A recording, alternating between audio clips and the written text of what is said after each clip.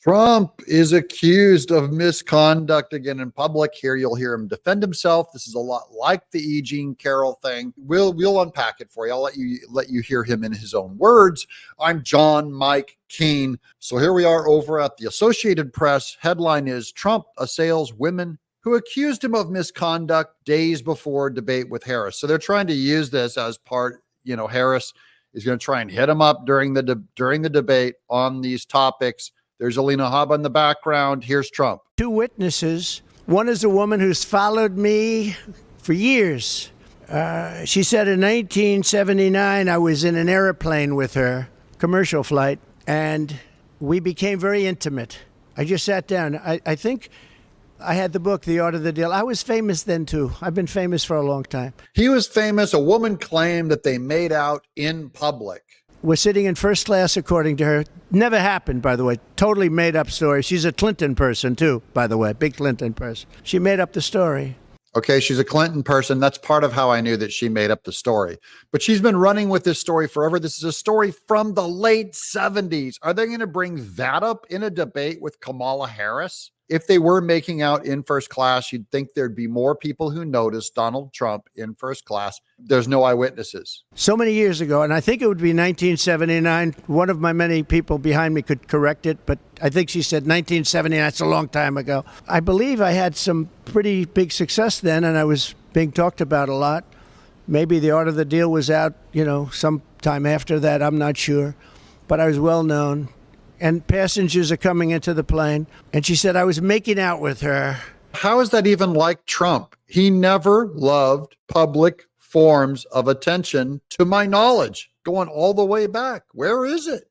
After 15 minutes, and then she changed her story a couple of times. Maybe it was quicker. That I grabbed her at a certain part, and that was when she had enough. Now, so think of the impracticality of this. I'm famous. I'm in a plane. People are coming into the plane. And I'm looking at a woman, and I grab her, and I start kissing her and making out with her. What are the chances of that happening? What are the chances? Even Trump, this seems pretty obvious to me that he didn't do it by his expression, but this is he said, she said. I do not know. This reaction of his doesn't look like a guy that knows he did something and he's trying to cover it up. That's not how it reads to me. He looks innocent. And frankly, I know you're going to say it's a terrible thing to say, but it couldn't have happened. It didn't happen. And she would not have been the chosen one.